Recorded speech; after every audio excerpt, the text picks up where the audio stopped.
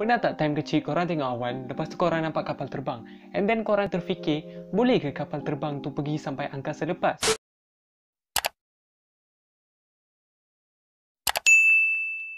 Kalau korang pernah naik kapal terbang, time korang tengah terbang tu kan, kapten akan buat announcement. Kapten tu akan bagi tahu berapa ketinggian kapal itu sedang terbang lah. Dia juga syarikat penerbangan ni, dia letakkan skrin dekat hadapan tempat duduk dia orang lah. Korang tengok skrin tu, korang boleh nampak lah apa yang tengah berlaku dekat kapal tu. But kalau kita pandang dekat luar tingkap, kita hanya nampak awan yang putih suci. Sampai kan kadang-kadang kita tak nampak langsung bumi. Dalam situasi macam ni kan, pernah tak korang terfikir sejauh mana kapal ini boleh terbang? Maksud aku, berapa tinggi kapal ini boleh terbang? Untuk bayangkan kapten tiba-tiba buat hal, lepas tu dia bawa kapal terbang tu terus tinggi and then sampai ke angkasa lepas. Tapi sebenarnya boleh ke kapal terbang ni naik tinggi-tinggi? Kapal terbang komersial yang biasa kita tengok tu, kebiasaannya kapal terbang tu terbang pada latitude 25,000 hingga 35,000 kaki. Guys, kalau korang nak tahu, itu bukanlah jarak yang maksimum kapal tu boleh terbang. Sebenarnya boleh je naik tinggi lagi. But majoriti kapal terbang penumpang ni, dia memang tidak direka untuk naik lebih daripada 40,000 kaki. Cuma ada satu saja, iaitu jet komersial Concordor yang hanya boleh naik sekitar 60,000 kaki. And ada lagi satu kapal yang dipanggil sebagai Ilias yang boleh naik sehingga 97,000 kaki. Guys, kalau korang nak tahu, kapal terbang ni bukanlah kapal terbang yang calang-calang sebab ia direka oleh NASA. Guys, kita semua tahu kan, benda yang direka oleh NASA ni dia sangat berkualiti.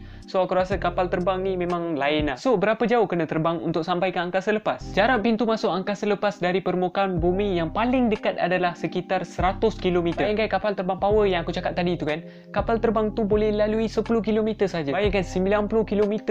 Bapak jauh weh. Dan hanya boleh sampai ke lapisan kedua atmosfera yang dipanggil sebagai stratosfera. Kapal terbang ni dia memang tak boleh naik ke angkasa lepas disebabkan oleh dua sebab. First kali adalah reka bentuk kapal itu menghadkan pergerakan kapal tersebut, serta jumlah bahan api yang tidak mencukupi untuk naik setinggi itulah. Guys, kalau korang nak tahu, petrol yang ada dekat kapal terbang ni kan, dia memang cukup-cukup untuk satu destinasi. So sebagai contohnya, korang nak terbang dari Malaysia pergi ke Indonesia kan, petrol yang ada dalam kapal terbang tu memang cukup-cukup untuk satu penerbangan. So kalau lepas dah sampai dekat airport Indonesia tu, mereka akan isi balik petrol and then dia akan patah balik lah. And then sebab yang kedua adalah kapal terbang hanya boleh terbang disebabkan oleh dua sayap yang besar dan mampu untuk mengangkatkannya untuk berada di udara. Proses mengangkat ini terjadi disebabkan oleh pengedaran angin dari atas dan juga bawah sayap. Pada dasarnya, udara merupakan komponen yang membolehkan kapal terbang naik tinggi, manakala enjin cuma memberi kuasa untuk terus bergerak menentang seretan aerodinamik. Disebabkan rekaan yang bergantung kepada udara, cara kapal ini beroperasi juga dipengaruhi oleh kualiti udara. Apabila latitude semakin tinggi, kepadatan udara juga semakin berkurang. Dalam erti kata lain, udara akan jadi nipis apabila semakin tinggi. Hingga satu tahap tu memang persekitaran tak ada udara langsung. Benda ni berlaku kalau korang nak sampai dekat angkasa lepas lah. Pengangkutan seperti kapal terbang dan juga helikopter, ia memerlukan udara untuk kekal terbang. So kalau korang tanya dekat aku, kalau tak ada udara, macam mana kapal terbang itu boleh diangkat supaya naik lebih tinggi? Benda ni merupakan salah satu faktor kenapa pasukan penyelamat helikopter sering mengalami masalah jika mereka nak selamatkan orang yang berada di kawasan yang tinggi. Sebab itu kapal terbang ni tak boleh naik sampai ke angkasa lepas. So itu merupakan salah satu punca jugalah. But siapa tahu kan, in future ada kapal yang boleh terbang sampai ke angkasa. So kalau ada kapal terbang macam tu, aku akan bawa semua subscriber aku naik ke bulan, lepas tu kita tengok keindahan bumi. What?